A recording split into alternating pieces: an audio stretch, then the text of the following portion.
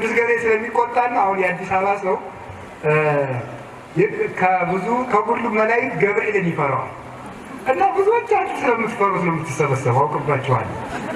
አሁን ብዙ ጊዜ የታይሳስ ገብርኤል የመርካቶ ነጋዴ ሁሉ ነግዶና ዘግቶ ነው የሚውል አሉ ነው እንግዲህ አላየሁም። ለምንድነው? እየፈራው ነው። ግን ይገርማችኋል ቅዱስ ገብርኤል በጣም ደግ ነው። ቁጡ እንዳይመስላችሁ ማለት ነው። ሚካኤል ደግ፣ ገብርኤል ቁጡ ያደረገው ማን እንደፈጠረው አይታወቅም። ይሄ አንድ ሞኝ የተከለውን 50 ሊቃውንት አይነቁትም ይባላል በእውነቱ ማለት ነው። አገር በሶስት ነገር ትታመሳለች ይላል። ጅል ሴት ባል ያገኘች ዕለት። እናንተ ጅል ሴት አይደላችሁ ጅሊቱን ነው ያልኩኝ እኔ ማለት ነው። ጅል ሴት ባል ያገኘች ዕለት፣ ባለጌ የተሾመ ዕለት፣ ጅል ሰው ገንዘብ ያገኘ ዕለት አገር ይታመሳል። ስለዚህ ተማሪዎች ትምህርት ባይገባችሁ ቅዱስ ገብርኤል ብትጠሩት ይገልጥላችኋል። አብሾ ከመጠጣት ማለት ነው። አብሾ ከመጠጣት ወዲያ ወዲህ ከማለት ወደ ጠንቋይ ከመሮጥ። አሁን ደግሞ ዛሬ ጥንቆላ የዘመናዊ ስም አግኝቶ ምን ይላል? የአበሻ መድኃኒት ተብሏል። ተመስገን ነው መቼስ የማናደርገው የለንም። የአበሻ መድኃኒት ይልና አውቆ በዚያው ጥንቆላም አለበት ማለት ነው። ጠንቋይ ሁሌ ደብተራው ምናምንቴው ደብተራ የእመቤታችን ስም ነበር ወስደውት ነው። እነዚህ ጠንቋዮቹ በሙሉ እየደረደሩ ይሄ ለእንትን ይሆናል፣ ይሄ ለትምህርት ይሆናል፣ ይሄ ለዚህ ይሆናል እያሉ ይሰጣሉ። ግን እውቀትን የሚገልጥ እግዚአብሔር ነው።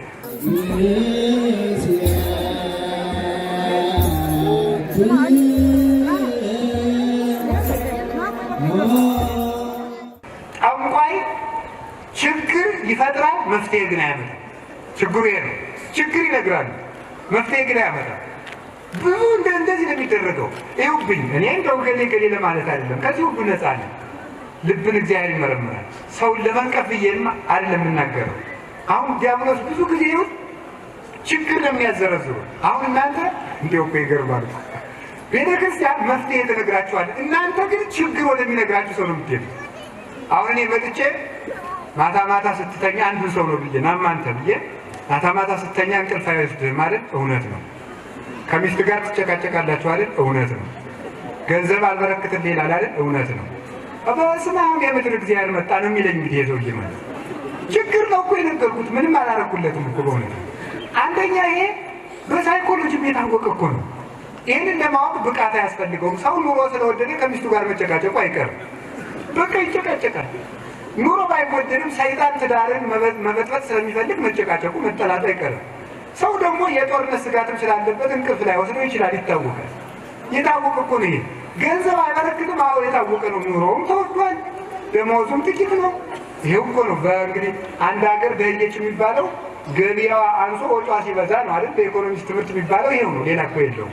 ስለዚህ አሁን ወጪ በዝቶበት ሰው የሚያገኘው ካጣ ገንዘቡ እንደማይበረክት ይታወቃል። ደግሞ አስራት በኩራት የማያወጣ ይህንን ያጠኑና እናንተ የሚሏቸዋል እንደዚህ አይደል? አዎ እንደዚህ ችግር ሁሉ እኮ ነው የነገረኝ ይላል። የሞኝ ማለት ነው። በቅቶ መስሏል። በቅቶ ሳይሆን ይሄ እያታለላችሁ ነው። መፍትሄ ጠንቋዮች ችግር ያውቃል። ደግሞ አንድ ነገር ንገራችሁ፣ ሰይጣን የልብን አያውቅም እንጂ የተደረገን ነገር ማወቅ ይችላል። ይሄን ደግሞ እወቁ። ደግሞ ሰይጣን የተደረገ ነገር ነው። ለምሳሌ እኔ የተወለድኩበትን ቦታ አልነግራችሁም። የተወለድኩበት ቦታ አለ፣ የሆነ ቦታ።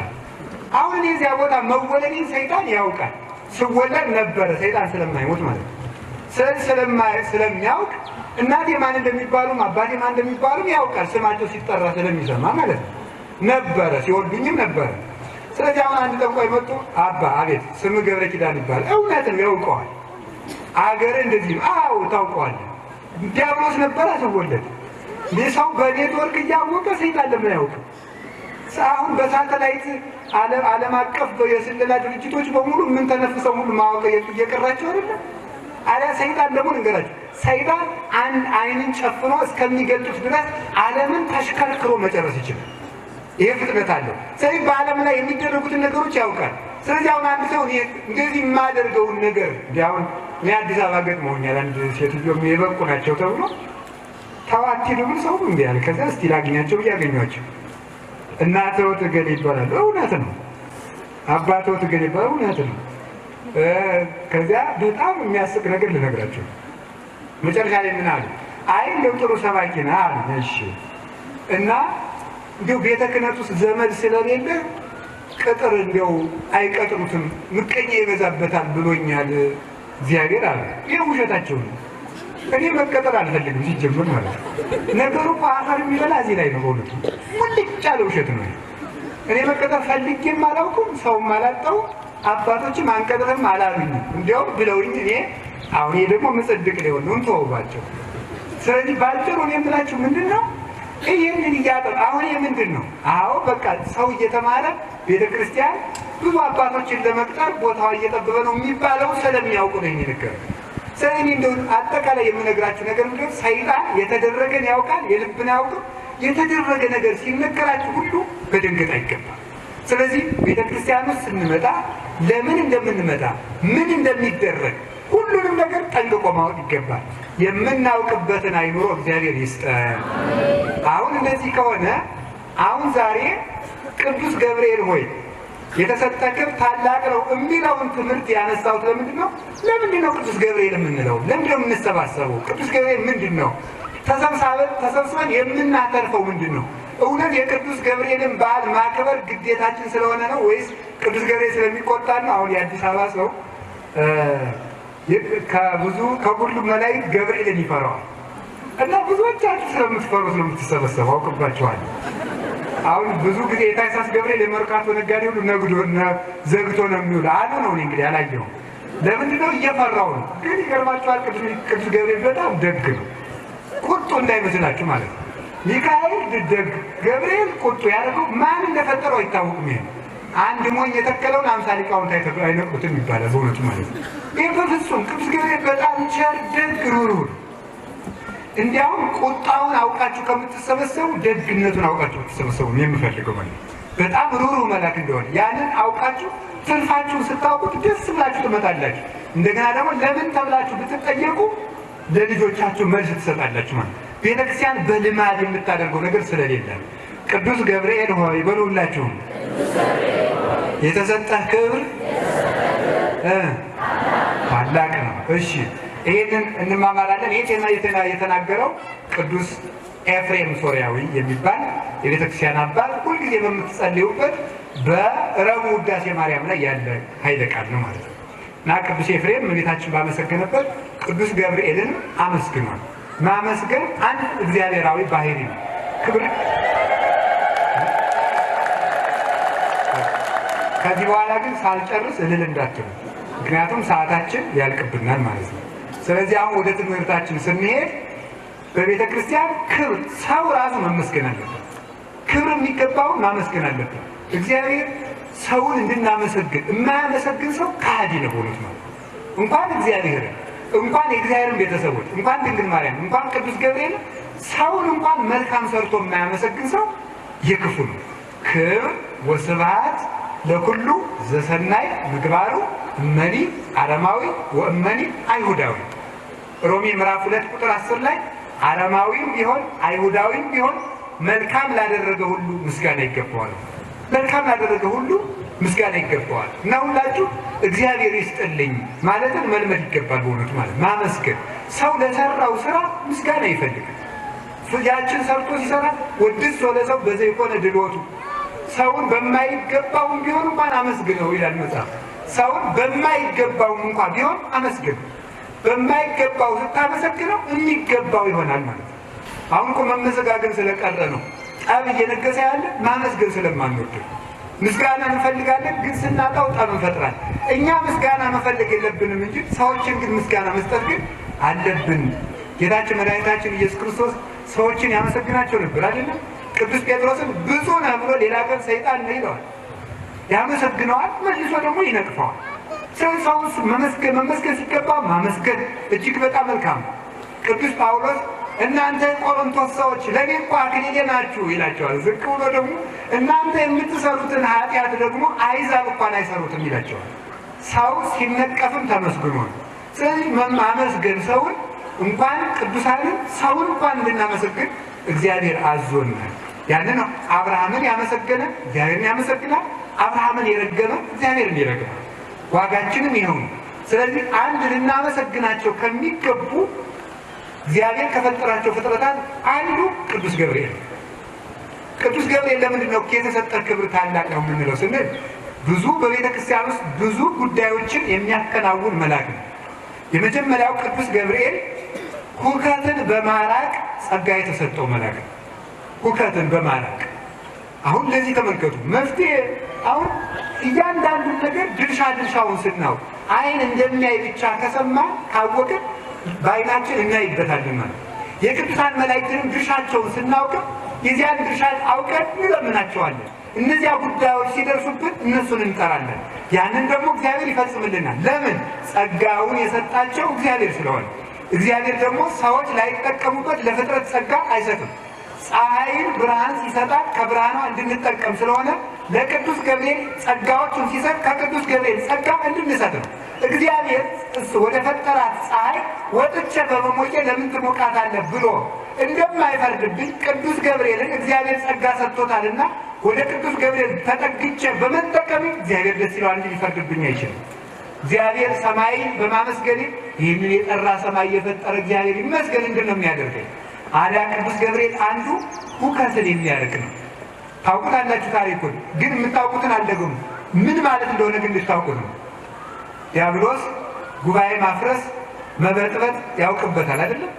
ክርክር በተነሳ ጊዜ መላእክት ማን ፈጠረን ባሉ ጊዜ ማን ፈጠረን እርስ በርሳችን ተፈጣጠር ማን አመጣን ብለው የዲያብሎስ ወገኖች ከሶስት ሲከፈሉ አንዳንዶቹ እኛ ፈጥረናል እንጂ አንተ አልፈጠርከንም፣ አንዳንዶቹ እርስ በርሳችን ተፈጣጥረናል ሲሉ፣ አንዳንዶቹ አሁን ፈጥረናል ሲሉ፣ የቀሩት መላእክት ጨርሰው ሊክዱ ሲሉ ወሃይድኦሙ መላከ ሰላም በቃሉ የሰላም መልአክ ቅዱስ ገብርኤል ለመላእክት ሁከት ጸጥታን የሰጣቸው መልአክ አይዟችሁ በያለንበት እንቁም ብሎ እንኳን የሰዎችን ቅዱስ ገብርኤል የመላእክትን ሁከት የማራቅ ጸጋ ያለው መልአክ የመላእክትን ከተማ ያረጋጋ ቅዱስ ገብርኤል ነው። ቤቱ ሁከት የደረሰበት ሀገር የታወቀበት ሁሉ ቅዱስ ገብርኤልን ቢጠራ ሰላም ያገኛል። ወደ ሰላማው ኢየሱስ ክርስቶስ ያደርሰዋል። ቅዱስ ገብርኤል መላእክትን በያለንበት እንቁም አይዟችሁ ብሎ እንዲሁም አባቶቻችን ሲተረጉሙላ እንደ በጎ አርበኛ ድል የተነሳውን ሰራዊት በያለህበት እርጋ ብሎ እንደሚያዋጋው ሁሉ ቅዱስ ገብርኤልም የፈረሱትን የእግዚአብሔር ሰራዊት ሊፈርሱ የነበሩትን እንደገና ወደ ሰላም መልሶ ሁከት አላቀላቸው። ቅዱስ ገብርኤል በያለንበት እንቁም ብሎ መላእክትን በያሉበት ሲያቆማቸው እግዚአብሔር ለመላእክት ተገለጠላቸው። ገብርኤል ካዘዘው ቦታ ላይ የቆመ ሰው እግዚአብሔር ይገለጥለታል። ቅዱስ ገብርኤል ቁም ካለው ቦታ ላይ የሚቆም ከቅዱስ ገብርኤል ቤተክርስቲያን ውስጥ የሚቆም ሰው እግዚአብሔር ይገለጥለታል። አላ እግዚአብሔር የብርሃን ጎርፍ ለመላእክት አጎረፈላቸው። ሲያጎርፍላቸው ዲያብሎስ እሱም እርኩስ ሆኖ ታያቸው። ጽኑ ሆኖ ጸሊም ሆኖ ጨለማ ሆኖ ጠቁሮ ከርፍቶ ረክሶ ጎስቁሎ ታያቸው። ብሩህ እግዚአብሔር ነግሰ እግዚአብሔር ተመልከቱ ስብሐቲሁ ለብሰ እግዚአብሔር ነገሰ ክብሩንም ለበሰ ተብሎ ዘይትዓጸፍ ብርሃናተ የሚለው ብርሃን ተጎናጽፎ የሚኖር እግዚአብሔር ተገለጠላቸው። ያ ጊዜ ያ የብርሃን ጎርፍ ሰላምን ሰጣቸው፣ ለመላእክት ሁሉ ልብስ ሆናቸው። ቅዱስ ገብርኤል የሚለውን መስማት ከእግዚአብሔር ብርሃንና የብርሃን ጎርፍን ያሰጣል። እግዚአብሔር ለጨለመባት ኢትዮጵያ ቅዱስ ገብርኤልን ሰምታ የእግዚአብሔር ብርሃን እንዲበራላት ቅዱስ ፈቃዱ ይሁንልን። እደንታማ ቆይታው እንጂ ቆዩ። ምክንያቱም እንዲያውም ያለ ቦታው እልል ማለት ማደናገር ነው አትበሉ።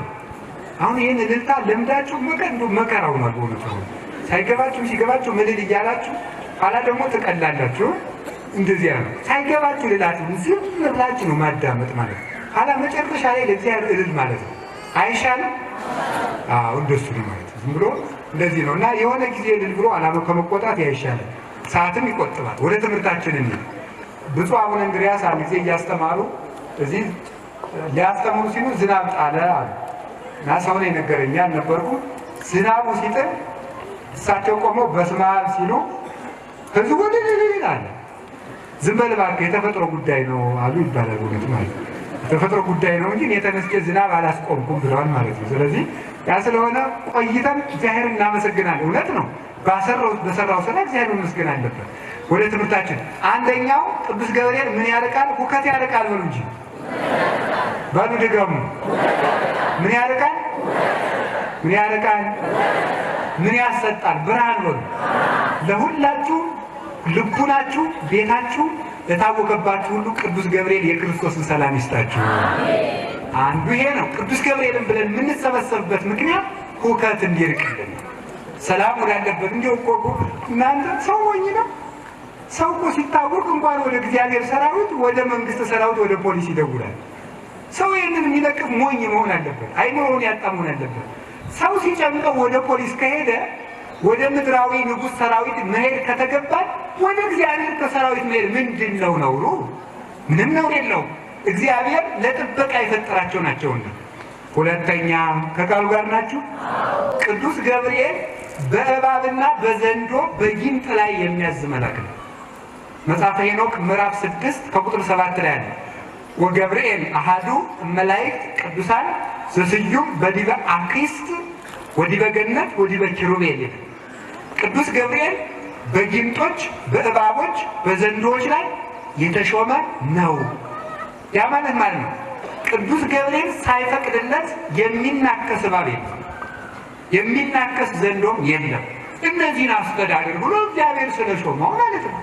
እግዚአብሔር ጥበቃና ቸርነት የቅዱስ ገብርኤልን ድርሳንና መልክ የሚደግም ሰው እባብ አይነድፈው፣ ጊንጥ አይነድፈው፣ ዘንዶ አይውጠው፣ ፈጽሞ አንዳችም እንኳን የሚነካው እውነት ነው። ጌታችን መድኃኒታችን ኢየሱስ ክርስቶስ ምን ብሎ ተናግሯል? በእባቡና በጊንጡ ላይ ስልጣን ሰጣችኋለሁ፣ እባቡን ጊንጡን ትረግጡ ዘንድ ብሎ አልተመለከ ዘዋብ ከነ ስልጣነ ከመንቂ ከይሴዋ ቃርብ ወዲህ በኩሉ ኃይለ ጸዳይ እንለዋለን። እኛ የማናውቀው ሆነ ረስተነው አይደለም። በቅዳሴያችን አባቶቻችን የሚያመሰግኑት ይሄን ነው። አንተ እባቡን ጊንጡን እንረግጥ ዘንድ ስልጣንን የሰጠህን አንተ ነው ብለን ነው የምናመሰግነው በቅዳሴ ላይ።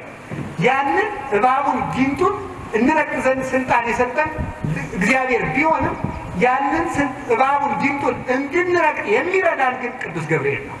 ያንን እባብና ጊንጥ እንድንረግጥ የሚረዳን ቅዱስ ገብርኤል ስለሆነ የሰው እባብ እንኳን ቢሆን እንዳይጎዳን ቅዱስ ገብርኤል ይጠብቃል። የሰው እባብ እንዳይጎዳን፣ የሰው ክፉ አጠገባችን እንዳይደርስ ተመልከቱ። መጽሐፍ ቅዱስ ላይ ተጽፎላችኋል። ኦሪት ዘፍጥረት ላይ ኦሪት ዘፍጥረት ምዕራፍ 19 ላይ ሙሉ ታሪኩን አልተርክም። እኔ ልክ ብዙ የትምህርት ዘዴዎች ናሉ በመጽሐፍ ቅዱስ የማስተማር ዘዴ ብዙ። አንዱ የንብ ዘዴ የሚባል የመጽሐፍ ቅዱስ የስብከት ዘዴ አለ። አንዱ የንብ ዘዴ ምንድነው? ከዚያም እየቀሰሙ ደግሞ አንዳንድ ጊዜ ሙሉውን አስረግጦ ተንትኖ መጨረስ አለ። ከዚያም ቀስፎ ሀሳብን መቀመም አለ። ይሄ የቅዱሳን ሊቃውንት አካሄድ ነው እና ከዚያም አንዱ እንደመጋችሁ የሎጥን ታሪክም አልተርከውም። እንግዲህ እባብ እንዳይገለን፣ እንዳያጠፋን፣ እንዳይነድፈን፣ ዘንዶ እንዳይወጣን ቅዱስ ገብርኤል እንዲጠብቅ በዘንዶዎች ላይ ያለ ጊዜያቸው ወደ ከተማ እንዳይገቡ ወደ ቦታም እንዳይሄዱ የሚያዛቸው የሰው እባብ ማለት የሰው እባብ ካለ ተመልከቱ። እንዴት ነው ከሰው እባብ ይሰውራል ያሉት ካላችሁ ሎጥ የሚባለውን የአባታችን የአብርሃምን የወንድሙን ልጅ ታውቁታላችሁ። እሱ ቅዱሳን መላእክት ቅዱስ ገብርኤልና ሚካኤል ከቤቱ ገብተው ነበር። ከቤቱ ገብተው የሰዶም ሰዎች ሎጥን እሱን ሊመቱ ውስጥ ያሉትን እንግዶች ወይም መላእክትን ሰው መስለዋቸው ክፋት ሊሰሩ በመጡ ጊዜ ዓይናቸውን እውር አድርገው የሎጥን ቤት የሰወሩት ቅዱስ ገብርኤልና ቅዱስ ሚካኤል ናቸው። የሎጥን ቤት ከክፉ ሰዎች ዓይን የሰወሩ ሰዎችን እውር አድርገው የሰዎችን ቤት እንዳይታይ የሎጥን ቤት እንዳይታይ ሰውረው ሎጥን በማይታይ የእግዚአብሔር ብርሃን ሰውረው ከነደደ እሳት ያወጡት እነዚህ መላእክት ናቸው።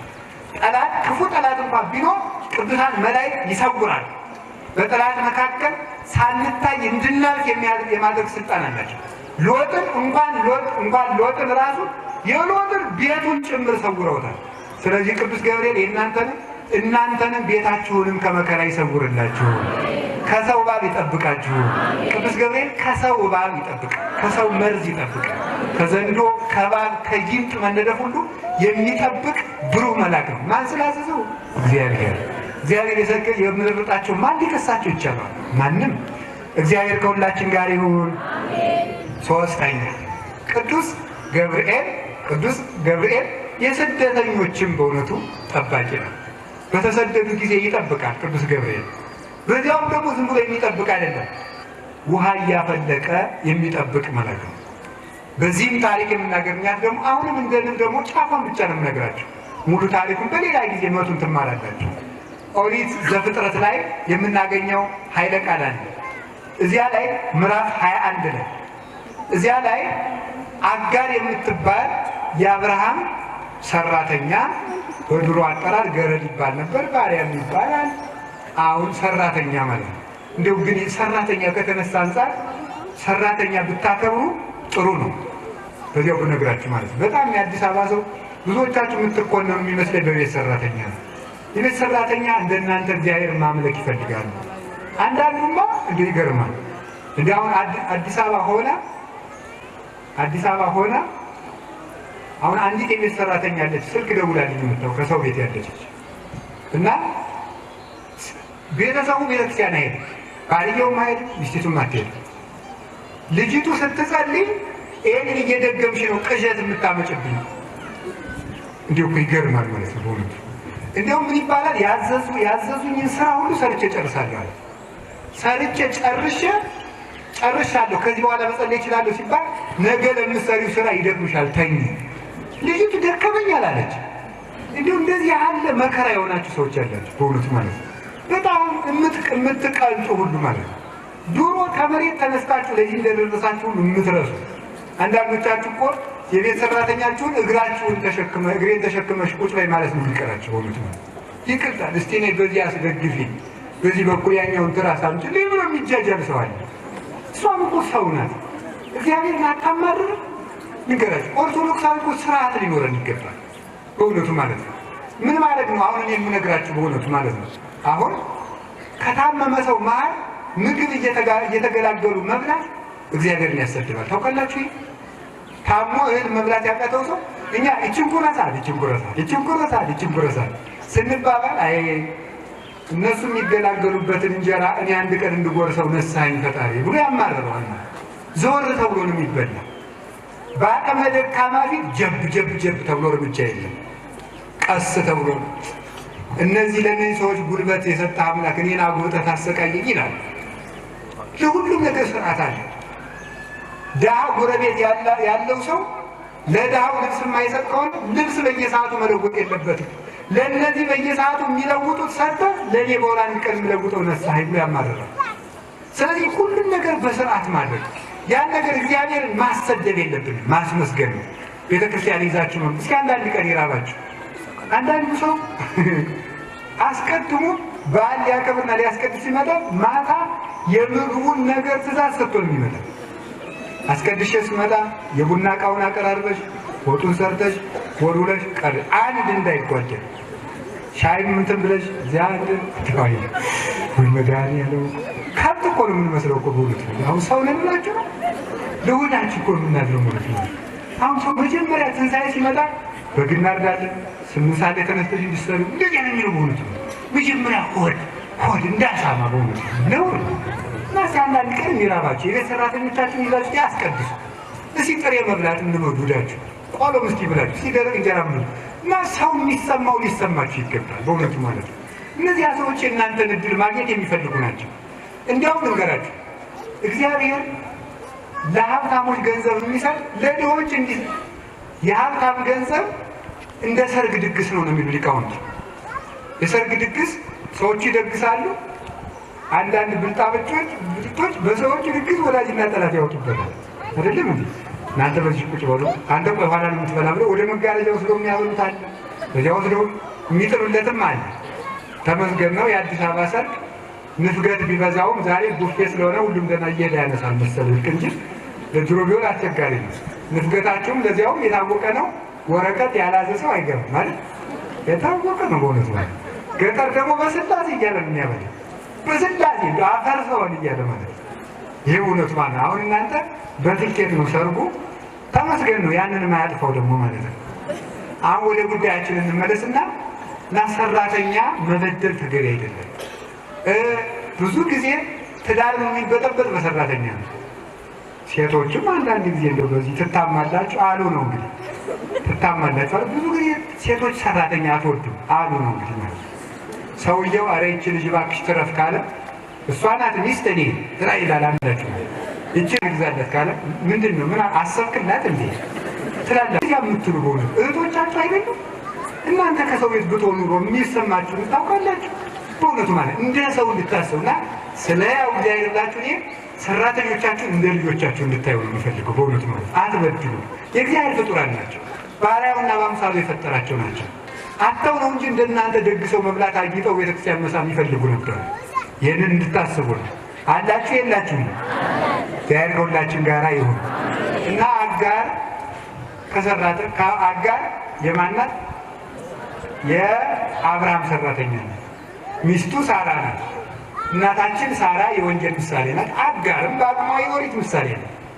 ስለዚህ አጋር ሳራ ልጅ ወለድ በተሳናት ጊዜ መካን ስትሆን ከሰራተኛ ይወለድ አለች አብርሃም ደግ ነው እሺ አለ ተወለደ ደግሞ አንዳንድ ሰው ደግሞ ሲያገኝ ይበጠብጣል ደግሞ አገር በሶስት ነገር ትታመሳለች ይላል ጅል ሴት ባል ያገኘ ይችላል እናንተ ጅል ሴት አይደላችሁ ጅሊቱና ያልኩኝ እኔ ማለት ነው ጅል ሴት ባል ያገኘ ይችላል ባለጌ የተሾመለት ጅል ሰው ገንዘብ ያገኘለት አገር ይታመሳል እና ያቺ አጋር ደግሞ ልጅ ቢሰጣት ደግሞ በመኔቷ ላይ ደግሞ መኩራት ፈልግ ይሄ ደግሞ የመሰራት ነው ችግር ነው መኩራት ደግሞ ጀመረች ማለት ነው ከዛ ስትኮራ ልጅ ሰለደች ደግሞ እግዚአብሔር ቸር አይደለም ነው እንዴ ብሎ ደግሞ የሳራን ማይጸን ከፈተ ሳራ ደግሞ ልጅ ወለደች የሁላችንም ችግር በየዘርፉ ያስወግዳል እግዚአብሔር ይስሐቅ ኋላ ደግሞ እናታችን ሳራ ደግሞ ተቆጣች አይ የኔ ልጅ ከባሪያይቱ ልጅ ጋር አይጫወትም አለች ደግሞ ወዲያ ተወሰደልኝ እግዚአብሔር በእኔና በአንተ መካከል ይፍረድ አለችው አብርሃም ወደ እግዚአብሔር አመለከተ ሲያመለክት እግዚአብሔር ምን አለ ሳራ የምትልህን ስማ አለ ምንም ቢሆን ባል መስማት ያለበት ሚስቱን ነው ከሰራተኛይቱ ልጅ ያ ማለት ደግሞ ሴቶቹ ሰራተኞቻቸውን እንዳውሬ ይገረፏቸው ማለት አይደለም ምንም ቢሆን ግን ባል መስማት ያለበት ሚስቱን ነውና ሳራን ስማት ምስጢሩ ግን ሳራ ወንጌል ናት ወንጌልን ስማት ማለት ነው የወንጌልን መስዋዕት ፈጽም ማለት ነው ትርጉሙ ከዚያ በኋላ ምን ላድርጋት አስወጣታል አጋርን አብርሃም አባታችን አብርሃም ውሃ ባቅማዳ ጭኖ ሰጣትና ሸኛት ወደ ምድረ በዳ ለቀቃት ምን ትሆናለች አለው አብርሃም እግዚአብሔር እኔ መግባታለሁ ልጇን አበዛዋለሁ አንተ ያንተ ትዳርን ጠብቅ እሷን አስወጣታል ሄደች አብርሃም የሰጣት ስንቅ አለቀ ውሃውም አለቀ ከዚያ በኋላ መቼም በዚህ ምድር ላይ ሰውን በመውደድ የመጀመሪያውን ደረጃ የምትወስደው እናት ናት ይሄን ታውቃላችሁ አይደለም አሁን በፍቅር በሚባለው ዋነኞቹ ተዋዳጆች የሚባሉት ባልና ሚስት ነው ግን የባልና የሚስት መዋደድ በሰጥቶ መቀበል የተመሰረተ ነው ምክንያቱም ጤናዋ ሲጎል ለምሳሌ ይጥር ነው አንቺም እንግዲህ እድልሽን ኑሪ ለፋውልሽ ታውቂያለሽ እንግዲህ አንቺ ራስሽ ምስክር ነሽ እንግዲህ ምን ላድርግ እንግዲህ እኔም የእድሌን አንድ ሴት ይሉት ነው የሚለው ደግሞ ማለት ሴቷም እንደዚያው ማለት መቼም የማትሰለች ሳይሰጧት የምትሰጥ እናት ናት ታዲያ እናት ስለሆነች ተመልከቱ አላችሁ የላችሁ እግዚአብሔር ከሁላችን ጋር ይሁን እና ምን አደረገች መሰላችሁ አይ እሷም ውሃ ጠምቶታል ልጄ ውሃ ጠምቶት በውሃ ጥም ከመሞት ቢያንስ እንኳን ሳላየው ይሙት ብላ አስቀምጠው ወደዚያ ሸሸች እንዳታጠባው ምግብ የላትም ጡት የለም ከዚያ በኋላ ደግሞ ውሃ እንዳታጠጣው ውሃ የለም ልጇን ራቅ አድርጋ ስታለቅስ ከዚያ በኋላ ወጽዋ መልአከ እግዚአብሔርም ሰማይ የእግዚአብሔር መልአክ ከወደ ሰማይ ጠራት ጠርቶም አጋር ሂጂና ልጅሽን አንሺው አለ ሂጂ ልጅሽን አንሺው አለ ልጇን ስታነሳው አይኗ ተከፈተ ቅዱስ ገብርኤልን የውሃ ምንጭ አሳያት አሁን በሉ ጥሩ ነው ለቅዱስ ገብርኤል በሉ በኋላ ለቅዱስ ገብርኤል ሲያሳያት ውሃ አሳያት ልጇንም ከሞት ጠበቀላት ውሃም አሳያት አብርሃም የሰጣት ከረጢት የሚያልቅ ነበረ ቅዱስ ገብርኤል የሰጣት ምንጭ ግን የማያልቅ ነበር ያ ውሃ መድኃኒዓለም ቅዱስ ገብርኤል ያሳያት የውሃ መላእክት የሚያሳዩን የሕይወት ውሃ መድኃኒታችን ኢየሱስ ክርስቶስ ነው አጋር ይዛው የተሰደደቻት ኦሪት ያቺ የተቃጠለች አቅማዳ በአብርሃም ቃል ኪዳን ትመራ የነበረችው ምድራዊ በረከት ትሰጥ የነበረችው የኦሪት በረከት ናት። ያቺ ደግሞ አለፈች። ቅዱስ ገብርኤል ያሳያት የማያልቀው ውሃ ግን ጌታችን ኢየሱስ ክርስቶስ በሐዲስ ኪዳን የሰጠን በረከት ነው። አጋር ይዛው ትሰደድ የነበረችው ውሃ እኛ ራሳችን ጥረን ግረን አመጣነው የምንለው የኛ የሆነ ነገር ሁሉ ነው። ቅዱስ ገብርኤል ግን ያሳያት ውሃ እግዚአብሔር የሚሰጠን በረከት ነው። ስለዚህ ቅዱስ ገብርኤል ሲጠራት አይኗ ተከፈተ። ቅዱስ ገብርኤል የጠራቸው ልጆች ሁሉ አይናቸው ይከፈታል። እግዚአብሔር ገብርኤል የሚባለው ለዚህ ነው። በእውነት ማለት ነው። ወገን የሚገል ብሩህ አይምሮን የሚሰጥ የአይንን መጋረጃ የሚገፍ ስደተኛን የሚጠብቅ ልጆችን ጠብቆ የሚያሳድግ እስማኤልን አይባልም እንጂ ዝም ልበል ሁሉም ቢናገሩት ሆድ ባዶ ይቀራል። እስማኤልን እንዳይሞት የጠበቀው ቅዱስ ገብርኤል ነው። ዛሬ ግን የእስማኤል ልጆች ቅዱስ ገብርኤልን ይወዱት አይወዱት አላውቅም፣ አውቃለሁ። ከቃሉ ጋር ናችሁ። እግዚአብሔር ከሁላችን ጋር ይሁን። ስለዚህ ሁላችሁንም የጠማችሁን ውሃ ቅዱስ ገብርኤል ያሳያችሁ፣ ከክርስቶስ ያደርሳችሁ። ቅዱስ ገብርኤል ማለት የተጠሙ ነፍሳትን ተንከባክቦ ከክርስቶስ የሕይወታችን ውሃ ከሆነው ከክርስቶስ የሚያደርስ መድኃኒታችን ኢየሱስ ክርስቶስ መላለ ዮሐንስ ወንጌል ምዕራፍ 7 ላይ ዝጸማ ይምጻ ሀቤ ወይስተይ በከመ ይቤ መጽሐፍ አፍላገ ማየ ሕይወት ይውህዝም ከርሱ። የተጠማ ቢኖር ወደ እኔ ይምጣ እንዲሁም ይጠጣ፣ የሕይወት ውሃ ከሆዱ ይፍለቅ። ጥሩ የተጠማ ቢኖር ወደ እኔ ይምጣ። ማን? መድኃኒዓለም። ሂደን ማንን እንጠጣለን? ክርስቶስን። ወደዚያ ውሃ የሚያደርሰን ማን ነው? ጠባቂ መልአካችን ቅዱስ ገብርኤል ነው። ጠብቁ። ሁላችሁንም ለቅዱስ ቁርባን ያብቃችሁ። በስደት በሄዳችሁበት ሁሉ ቅዱስ ገብርኤል ይጠብቃችሁ። ስንተኛ ነው ስለ ቅዱስ ገብርኤል ያልኳችሁ? ሶስተኛ። አራተኛ ቅዱስ ገብርኤል ገነት በሚያገባው መልአክ ላይ የተሾመ ነው። ማንም ሰው ገነት ሲገባ ቅዱስ ገብርኤል ያውቃል። የቅዱስ ሚካኤልን ደግሞ የቅዱስ ሚካኤል ዕለት እነግራችኋለሁ አይሻልም? አሁን ዛሬ ቅዱስ ገብርኤል ነው የምንማር ማለት ነው። የቅዱስ ሚካኤል ደግሞ ራሱ አለ። ሩህሩህ ነው። ቅጠል እንኳን ያለ ጊዜው እንዳይበጠስ ለቅጠል እንኳን የሚጸልይ መልአክ ነው ቅዱስ ሚካኤል። ስለዚህ ደግሞ እሱን የዚህ አለ ትማሩታላችሁ። እኔ ብቻ አይደለም፣ ቤተክርስቲያን ማህፀኗ ለምለም ነው። ከኔ የተሻሉ ሊቃውንት አሏት ያስተምሯቸዋል። አሁን ገነት ሲገባ ጠባቂ መላእክት አሉ፣ ኪሩቤል። እነዚያ መላእክት ገነትን ሲከፍቱ ሲዘጉ ሁሉ ቅዱስ ገብርኤል ያውቃል። መላእክት ሳይከፍቱ እግዚአብሔር ቢያዝም መላእክት ሳይከፍቱ የሚገባ ነው። መላእክትን ማክበር ደግሞ እግዚአብሔርን ትእዛዝ ማክበር ነው። ልክ የአንድን ንጉሥ ጠባቂ መድፈር ንጉሱን መድፈር እንደሆነ ወይም የንጉሱን ሰራዊት መድፈር ንጉሱን መድፈር እንደሆነ ወይም የንጉሱን አጥር መድፈር ንጉሱን መድፈር እንደሆነ መላእክትን መድፈር እግዚአብሔርን መድፈር። ስለዚህ መላእክት ገነትን ይጠብቃሉ።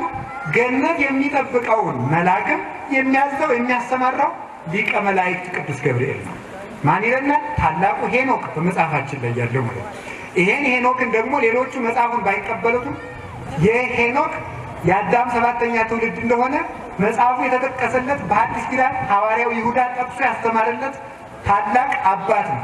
ሌሎቹ ሁሉ አሁን ሳይቀበሉት ኖሮ እኛ ኢትዮጵያውያን እግዚአብሔር ይመስገን አንመጻደቅበትም እንጂ ኢትዮጵያ ይዛው የተገኘችው የሄኖክ መጽሐፍ በአርኪኦሎጂ ቁፋሮ ተገኝቶ ከተገኘው በሙት ባህር አካባቢ ተቆፍሮ ከተገኘው ጥቅል መጽሐፍ ጋር ሲታይ የኢትዮጵያው ሄኖክ ትክክለኛው ቅጅ ሆኖ ተገኝቷል። አሁን ዛሬም ካቶሊኮች እንዴት ብለው ነው የጠረጡት? የኢትዮጵያ ሄኖክ ብለው ነው የጠረጡት። ራሱ ሄኖክን ራሱ ማለት ሲያውቁት። ስለዚህ እንዲህ አድርገን ጠብቀን ያቆየነው የቅዱስ ሄኖክ መጽሐፍ እንደሚነግረን ምንድነው? ቅዱስ ገብርኤል ገነት በሚያገባው መልአክም ሹም ነው። ሁላችሁም ገነት እንድትገቡ እግዚአብሔር ያብቃችሁ። ስንተኛችን ነው? አምስተኛ ቅዱስ ገብርኤል መካን ለሆኑት ሰዎች ልጅ እንዲያገኙ የሚለምንና ብስራቱንም ይዞ የሚመጣ መልአክ ነው። አሁን ሁላችሁም ልጅ ያጣችሁ ሁሉ ቅዱስ ገብርኤልን ከፈጣሪ አማልደኝ ልጅ እንዲሰጠኝ ብላችሁ ለምኑ። ካልሰጣችሁ ደግሞ አትጨነቁ። እውነቴን ነው። እግዚአብሔር ሁሉንም ያውቅበታል። እናንተን የሚበድል በእግዚአብሔር የሚያስፈርድ ልጅ ከሚሰጣችሁ ቢቀርባችሁ ይሻላል። ቢሰጣችሁ ማመስግኑ፣ ባይሰጣችሁም አትጨነቁ። እግዚአብሔር ብቻ ግን ለምኑ። ከፈቀደ ይሰጣችኋል፣ ካልፈቀደም አዝኖልኝ ነው ብሎ እናቶቻችን እንዲህ ነበር። የአቡነ ተክለ ሃይማኖትና ጌታ ኢየሱስ ክርስቶስ አንተን የሚጠቅም ልጅ ካልሆነ ስጠኝ፣ ካልሆነ ማኅፀኔን ዝጋው ነው ያለችው ማለት ነው። የሚጠቅም ልጅ ከሆነ ይሰጣቸዋል እግዚአብሔር። ስለዚህ ቅዱስ ገብርኤል ግን ምናልባት ሊሰጠን የሚገባው ነው በእኛ ኃጢአት ምክንያት ቀርቶብን ከሆነ ቅዱስ ገብርኤል ይከፍትልናል። ያን ኃጢአታችን የዘጋ ነው ነበር። ስለዚህ ምን አደረገ? በመጽሐፈ መሳፍንት ምዕራፍ 13 ላይ እንደምንመለከተው ማኑሄ የሚባል ሰው ልጅ አጥቶ ሲኖር መልአኩ ቅዱስ ገብርኤል መጥቶ ልጅ ላጣቸው እናቶቻችን ደስታቸው ልጅ ነው ታውቃላችሁ አይደል? ልጅ ስለሆነ መጥቶ ከባሏ ይልቅ ያበሰራት ለሷ ነው። መጀመሪያ የልጅ ፍቅር በእናት ይጸናልና ማለት ነው። ይሄ ይታወቃል አይታወቅም? ይታወቃል። መታወቁን ነገር ካላችሁ አሁን ልጅ ቢታመም ሕፃን ልጅ ከሆነ በእግሩ ማየት ገና የሚታቀፉ ልጅ ከሆነ እናት ከደረቷ አቅፋ ነው ስታለቅስ ምትሆን። አባት ግን ጭንቀት ስለማይችል በውስቲ እንዲያበሩ ታይዟችሁ ብሎ ወደዚያ ተንቀሳቅሽልም ጭንቀት አይችልም ወንድ ልጅ ማለት ነው፣ አይሆንለትም። ስለዚህ ደስታውንም የነገራት ለማን ነው? ለሚስቱ ነው፣ ለሶምሶን እናት። ሲኋላ ናዝራዊ ልጅ ትወልዳላችሁ፣ የወይን ጠጅ እንዳትጠጡ፣ መልካም ልጅ ትወልዳላችሁ፣ ኃያል ሰው ነው ብሎ አበሰራቸው። ኋላ እሷ ሄዳ ለባሏ ነገራት። ኧረ ያንን ሰው ባወቅኩት ማን ነው አላት። እንደገና መልሶ በጋራ ተገለጠላቸው። በጋራ ተገለጠላቸው። እንዲህ ያለ ልጅ ትወልዳላችሁ አላቸው።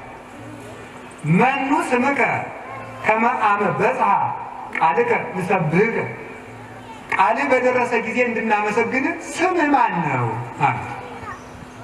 ስሜሰ መድምም፣ ስሜ ድንቅ ነውና ለምን ትጠይቁኛላችሁ አላቸው። ስሜ ድንቅ ነውና ለምን ትጠይቁኛላችሁ ብሎ ብስራቱን ነገራቸው። ሶምሶን ተወለደ፣ ታላቁ ሶምሶን። ስሜ ድንቅ ነው አለው። ድንቅ ያለው ማን ነው? ገብርኤል ነው። ገብርኤል ማለት የቃሉ ትርጉም እጹብ ነገር ማለት ነው። እስኪ እጹብ ነገር በሉ። ድንቅ ማለት ነው። ድንቅ ማለት ነው። ለምን ሲባል ድንቅ መካን ኃያል የሚባለውን የአማኑኤልን ብስራት ስለሚያበስር ማለት ነው። በዚያ ስለተሰጠው ድንቅ ይባላል። ስሜ ድንቅ ነው፣ ድንቅ ታምራትን ያደርጋል ነው። ሶምሶን ተወለደ። ያለቅሱ ፍልስጤማውያን በጣም ያስለቅሷቸው የነበሩ እስራኤልን ያሳረፈ ሰው ነው ሶምሶን። ብዙ ጊዜ ውድቀቱን የሰባኪ ሞኝ ማለት የቅዱሳንን ዝም ብሎ ውድቀት እየሰራ ሰባኪ ስብከት ሲጠፋው ሔዋንን መውቀስ ነው የሚጀምር። ነውር ነው። እኔ እንዲያውም እንደ እናታችን እንደ ሔዋን አድርጎ የሚያሳዝነኝ ሰው የለም። እውነቴን ነው የምነግራቸው። አንድ ቀን አዳም በድላ ሲያበቃ ወደ ሔዋን ቀረብ አለች። ኋላ እንዳላይሽ አለ ቢላት ራቅ ባለው ወዳለ በረሃ ሂዳ ማልቀስ ጀመረች ይችላል። ራቅ አለ ወደራ። አሁን የዛሬ ሴቶች ባላቸው ቢያባራቸው እናታቸው ቤት ሄደው ያለቅሳሉ። ሔዋን በዚያ ጊዜ እናት የላት፣ ዘመድ የላት፣ ጎረቤት የላት። በባዶ በረሃ ስታለቅስ ታሳዝናለች። ደግሞ እናታችን እኮ ናት። ታለቅስ ነበር። ከዚያ በኋላ ተመልከቱ ታረቃት አለ። ቅዱስ ገብርኤል ትዳርም ያስታርቃል። ቅዱስ ገብርኤል መጣና ታረቃት አለ። አይ አልታረቃት ማለት አዳም ተው፣ ቂም ጸሎት አይረባም፣ ሚስትህን ታረቅ መጀመሪያ ነው። ከዚያ በኋላ አይ አይሆንም ማለት መዳኛም በእሷ ነው፣ ዝም ብለህ ታረቃት። አይ እትከውነኒ ናዛዚተ ያላ መከራዬት፣ እረሷ መከራዬ ናት እንጂ መድኃኒት አይደለችም ማለት ሄደህ ታረቃት፣ ግድ የለም እግዚአብሔር በእሷ ያድንሃል አለ። ሄደህ ትምጣ ዲያ አይ ወንድ ይሄዳል እንጂ ሴት አይመጣም አለው። አሁን ተብሎ ሴቶች ባልና ሚስት ሲጣሉ መጀመሪያ ሴቶች ደንግጠው የሚወጡ ከዚያ ምክንያት ነው። ዛሬ ግን ሴቱ ነው የሚያስወጣ መስላል። ዛሬ ሴቱ ነው የሚያስወጣ። ሔዋን ብር ብላ ስለወጣ ሴቶች ሲጣሉ ድንግጥ ብለው የሚወጡት በዚህ ነበረ። ኋላ ደግሞ ምን አደረገ? ደግሞ ሂደት አረቃት። ምንም ተራ ሴት ብትሆን ደግሞ ባሏ ለምኖ እንዲያመጣት ደግሞ እግዚአብሔር ደግሞ አድርጓል። ታርቋ አመጣት። እዚያ ዋለ ሔዋን ጨንቋት ስለነበር ከአዳም ጠጋ ብሎ ሲታረቃት ጊዜ ደስ ብሏት ነገር ታቅናና ጀመረ። አዳም ምን አደርግ ነው እግዚአብሔር የፈረደ ብንበድል ነዋ አይታረቀንም? አይ መታረቅማ ይታረቀና ዳሩ አንቺ አለሽና ምን ይሆነ አላት። አይዞ እንግዲህ ከፈቃድህ አልወጣም አለችው። ከፈቃድህ አልወጣም አይዞ አለችው። ከዚያ በኋላ በይሱ ላይ እንግባ ብለው 40 ቀን ገቡ። 40 ቀን ገብተው ሲያለቅሱ ባህር ውስጥ ገብተው ሲጸልዩ ያመልጡኝ ነው ብሎ ከ35 ቀን በኋላ ማን መጣ? ዲያብሎስ መጣ። አዳም እግዚአብሔር ምሮ አልወጣ፣ እግዚአብሔር ምሮ አልወጣ አለ። ማን አንተ? ቅዱስ ገብርኤል ነኝ። ተሙ ተመልከቱ። አይ ወንድሜ እንግዲህ የፍጡር ቃል ሰምቼ አላውቅም ራሱ ፈጣሪ ይጥራኝ አለው አዳም። አይ አዳም አንተ እኮ ልከኛ ነህ ዋላ ውርድ ከራሴ ብሎ ወደ ሔዋን ሄደ። ሴቶች ልባቸው ሩሩ ነው። አንድ ችግራቸው ደግሞ የነገሯቸውን ሁሉ ማመን። ይሄ ችግር እኮ ነው። ወጣቱ እኮ የሚቀልድባቸው እንደዚያ ነው። አሁን የከተማው ወንድ ራሱ የዚህ በሜዳው የሚሸራሸረው መኪና ይሄ የአጎቴ መኪና ነው ውሸቱን እንድታገባው ማለት ነው። እንደዚህ ያለ የነገሯቸውን ስለሚሰሙ ያታልላቸዋል። አሁን እንደዚህ አድርጎ አታለለ። ሔዋን አየችው ያንን ጅጁ ባልሽን ዚያር ምሮሃል ብሎ በእሱም ቢካል አንቺ ውጫለ ዚያር ይቻል አይደል ፋኒን ያልቀለፍተን አይምረን። አንድ ሱባኤ ጀምራችሁ አሁን የዚህ ዘመን ወጣት ብድግና አርሴማ በሁለተኛው ቀን ውጣ ብላኛለች ይላል አትልም። አርሴማ ሰውን ውጡ አትልም። ውሸታችሁ ነው ይሄን ማለት ነው። እንዲያውም ቅድስት አርሴማ እንድትጠላ የምታደርጓት እናንተ ናቸው። ያችን የመሰለች ሰማይ አርሴማ እንደዚህ ብላ አርሴማ ግቢ ብላኛለች አርሴማ ተፋቱ ብላኛለች። እንዲሁ ምኑን አመጣችሁ በእውነት ነው። ሰው እኮ ምኞቱን ሁሉ በእግዚአብሔር ማላከክ ጀምሯል በእውነት ማለት የሚፈልገውን ሁሉ ማለት ነው። አሁን አርሴማ በሶስተኛው ቀን ውጣ በአራተኛው ቀን ውጣ ይባላል አትልም። ሱባኤን ፈጽመን እንድንወጣ ነው የሚፈልጉት ማለት ነው። ደርሳችሁ በቃ ብቸኛይቱ የሽማግሌ የጋብቻ ሽማግሌ አርሴማ አድርጋችሁ ቁጭ አላችሁ። ቅድስት አርሴማን ማክበር በዓሏን ማክበር ገድሏን መጸለይ ይገባል። ግን የማይገባ ነገር ውስጥ መግባት ደግሞ ደርሳችሁ አርሴማ ማርያም ማለት ምን ማለት ነው የምትቀላቀሉት? እና እኔ በአርሴማ ስም አንድ የሆነ ዛር ሁሉ እንዳይቀልድባችሁ።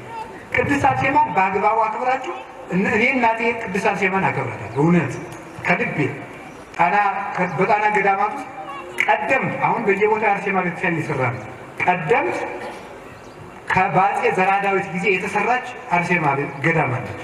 እዛችን ብዙ ጊዜ እሄዳለሁ እሳለማለሁ አከብራለሁ እናታችን። ግን የማይገባ ነገር ግን ወስዶ እንደዚህ መሄድ አይገባም። እና ሱባኤ የሚያስቋርጥ መልአክ ወይም አርሴማ ወይም ቅዱስ ጊዮርጊስ ሳይሆን ሱባኤ የሚያስቋርጥ ሰይጣን ነው። በቃ መልሱን የምታገኙት እንኳን ሱባኤ ውስጥ ያልቅ መቆየት አለባችሁ ማለት ነው። ይሄ የቤተ ክርስቲያን ስርዓት አስወጣት ብዙ ዋጋ ከፍሎ ከዚያ በኋላ ብዙቸው ሲሄድ መቼስ ቅዱስ ገብርኤል ምን ብሎታል? እንዳትርቃት ስላለው እዚያ በኋላ ስትወጣ ጊዜ አዳም ናኝት በአንድ ቀን ሳይምረኝም ብለህ ነው አለችው። ተከትሎ ወጣ። እዚያ በኋላ ተከትሎ ወጥቶ አንገቱን ደፍቶ ምን አደርጋለሁ አትራቃት ብሎኝን እያለ ሄደ። ዲያብሎስ ደግሞ ምን አደረገ? ቤት የሚያህል ድንጋይ ጣለባቸው። ወተደብተረት ይእቲ እም ላይ ሊሆን ይላል። ቅዱስ ገብርኤል ያንን ድንኳን አደረገላቸው። ድንኳን አድርጎ 3 ቀን ከዚያ ድንኳን አርፈው እንዲቆዩ አድርጎ ከዚያ በኋላ እግዚአብሔር 5500 ዘመን ሲፈጸም ተወልጄ አድንሃለሁ የሚል ቃል ኪዳን ገባል። አዳም ለቃል ኪዳን ሳይበቃ ሊገለው የነበረውን ሰይጣን ከልክሎ ለቃል ኪዳን ጠብቆ ያቆየው ቅዱስ ገብርኤል ነው። ሁላችንም ጠብቆ ለንስሐ ያብቃን። ስለዚህ ተመልከቱ፣ እንደዚህም ሁሉ አሁን ሶምሶንን የሚወቅስ ሰው ሶምሶን ታላቅ ሰው ብዙ ዋጋም ከፍሏል። እንዲህ ያለ ልጅ ትወልዳላችሁ ብሎ አበሰራቸው። ይሄ ታላቁ ሶምሶን በአንድ እጁ ቤት የሚደረምስ መጽሐፍ ቅዱሱን አልተርከውም ሙሉ ስለምታውቁት ማለት ነው። እንዲሁ እንደ ቅድሙ እንደገቡ አንዱን ቀስም እንሄዳለን። የሚደረምስ ኃያል ሰው ነበረ። ደሊላ በምትባል በአንዲት ሴት ምክንያት ተላልፎ ተሰጠ። የዚህን ዓለም ኃይል የሚያደክመው ዝሙት ነው። በዝሙት ኃይሉ ደከመ፣ ታስሮ ተወሰደ። ኃያሉን ሶምሶን በአንበሳ መንጋጋ ሺህ የሚገለውን ሰው ምንድን ያደረገው? ዓይኑን አውጥተው ታስሮ በጠላቶቹ በፍልስጤማውያን መካከል እንዲዘፍን አደረጉት። ባቄላ እንዲፈጭ ናዝፈና ነው አላይዶ ምሰሶውን አስይዘኛለሁ የሚመራውን ብላቴና አቤቱ ፈጣሪ ሆይ ጉልበቴን መልስልኝና ለዛሬ ብቻ ለሞት ብሎ ጸለየ። ጉልበቱን መለሰለትና ነቅና የዚያን ጊዜ ጠጉሩ መብቀል ጀምሮ ነበር ይላሉ ሊቃውንት ደግሞ ሲያመሰጥሩ። ጠጉሩ መብቀል ጀምሮ ስለነበረ ኃይሉን በጠጉሩ መልሰና ሰጠው። ነቅ አድርጎ መላ ፍልስጤማውያንን ደርምሶ ሞተ። ይህን ሊቃውንት ምን ይሉታል ሲተረጉሙት? ሶምሶን የኢየሱስ ክርስቶስ ምሳሌ ነው። ሶምሶን ፍልስጤማውያን እየናቁት ሙቶ በሞቱ ፍልስጤማውያንን እንዳጠፋ ክርስቶስም አጋንንት በናቁት ሙቶ ሞትን አጠፋ ይላል። እንዲህ ያለ ለምሳሌ የሚበቃ ለክርስቶስ ምሳሌነት የሚበቃ ልጅ ማን መጣ? ያቺ ጸጉሩ ድንግል ማርያም ናት ይላል። ጸጉሩ መብቀል ጀምሮ ነበር። አዳም ሞተ፣ ጸጉሩ መብቀል ማለት ድንግል ማርያም ስትበቅል የአዳም ኃይሉ ተመለሰ። በማን? በኢየሱስ ክርስቶስ። ሶምሶን ከሞተ አንበሳ ማር በልቶ ነበር። የሞተ አንበሳ የተባለ አዳም ነው። ማር የተባለች ድንግል ማርያም ነው። ወለላ የተባለ ኢየሱስ ክርስቶስ። ጣዕሙ ከመዓዛው ከማሩ የሚገኘው ጣዕም ኢየሱስ ክርስቶስ ነው። ኢየሱስ ክርስቶስ ጡመ ስም ለዘይጼጎ የሚባል በዚህ መሰረት ስለዚህ ሶምሶንን የሚባል የኢየሱስ ክርስቶስ ምሳሌ የሚሆን እስራኤልን ከመከራ ያሳረፈ ታላቅ መስፍን እንዲወልዱ ማኅፀናቸውን የፈታ ሐዘናቸውን የሻረ ቅዱስ ገብርኤል ነውና ለእኛም ኢትዮጵያንን የምናርፍበትን ጊዜ ያምጣል። ለሁላችሁም ሐዘናችሁን ይሻርላችሁ። ከቃሉ ጋር ናችሁ? እግዚአብሔር ከሁላችን ጋር ይሁን። የመጨረሻ እየጨረስን ነው። ቅዱስ ገብርኤል ሲበይ ሁላችሁም ቅዱስ ገብርኤል ሆይ በሉ። የተሰጠ ክብር ምንድን ነው? ታላቅ ነው። ቅዱስ ገብርኤል ሌላስ ምን ክብር ተሰጥቶታል ካላችሁኝ፣ አዎ ምስጢር የመተርጎም ሀብት የተሰጠው መልአክ። ትንቢተ ዳንኤል ምዕራፍ 9 ላይ እንደምታነቡት ህትም ብሎ እግዚአብሔር ይሄንን ራእይ አትፍታው ብሎ ያዘዘውን የዳንኤልን ራእይ የተረጎመለት ቅዱስ ገብርኤል ነው። ስለዚህ ተማሪዎች ትምህርት ባይገባችሁ ቅዱስ ገብርኤልን ብትጠሩት ይገልጥላችኋል።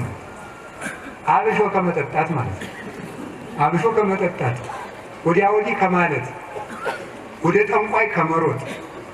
አሁን ደግሞ ዛሬ ጥንቆላ የዘመናዊ ስም አግኝቶ ምን ብሏል? የአበሻ መድኃኒት ተብሏል። ተመስገን ነው። መቼስ የማናደርገው የለም። የአበሻ መድኃኒት ይልና አውቆ በዚያው ጥንቆላም አለበት ማለት ጠንቋይ ሁሌ ደብተራው ምናምንቴው ደብተራ የእመቤታችን ስም ነበር። ወስደውት ነው። እነዚህ ጠንቋዮቹ በሙሉ እየደረደሩ ይሄ ለእንትን ይሆናል፣ ይሄ ለትምህርት ይሆናል፣ ይሄ ለዚህ ይሆናል እያሉ ይሰጣሉ። ግን እውቀትን የሚገልጥ እግዚአብሔር ነው። እውቀቱን ይዞት የሚመጣው ደግሞ ቅዱስ ገብርኤል። ሁላችሁም የቅዱስ ገብርኤልን መልክ ገለጣችሁ፣ አይምሯችሁን ብሩህ ያደርግላችሁ። መጻይቁ ሀሌተ ከመ እፈክር ለከ ዳንኤል ወደ አንተ መጥቻለሁ። እስመ ብእሴ ፍቶት አንተ ትርጉም ሊነግሩ የምትገባ ሰው ነህ። ትርጉም ሊነግሩ የምትገባ ሰው ነህ። ምክንያቱም ጥሬ የሚበላ ሰው ስለነበረ። አንድ ነገር ልንገራችሁ። ሰው ሲያጠና ትምህርት የማይገባው አንዱ ምክንያት የሆነ ያልሆነ ምግብ ስለሚበላ ጭምር ነው። ምን ማለት ነው በሉ? የሆነ ያልሆነ ማለት ማጠራቀም ማለት ነው። ታውቃላችሁ? ማጠራቀም በሉ እንጂ አሁን እናንተ ሞኝ ናችሁ መሰለኝ። ለምን በሉ? አሁን የተመጣጠነ ምግብ ተብላችሁ ተምራችኋል በባዮሎጂ ማለት ነው። እና የተመጣጠነ ምግብ ማለት አንድ ቀን ሽሮ አንድ ቀን ክክ ነው እንጂ ክኩንም ሽሮውንም ሁሉን አቅርቦ አንድ ቀን ማግበስበስ ማለት አይደለም። ይሄ ሁሉ አይገባል በእውነት ነው። ይሄ ደግሞ ምን ያደርጋል? እሙግ መብል የሐምግ ልብ የደፈረሰ ምግብ ልብ ያደፈርሳል። አሁን ሰው ይሄ ዝም ብሎ ያንንም አጠራቅሙ አይኑሮ ራሱ ጥርቅምቅም ነው። ምንም አጥንቱ አይገባው፣ ተምሮ አይገባው፣ ተነግሮ አይሰማው። አሁን እርግጠኛ አይደለሁም። ዛሬ የተማራችሁበትን ርዕስ ብትጠየቁ ሁሉ የሚጠፋችሁ ሰዎች ናቸው። ምክንያቱም አይሰማም። ሰው ዝም ብሎ ደስ ብሎት ብቻ ይሄዳል። የእግዚአብሔር የሚባለውን አይሰማም።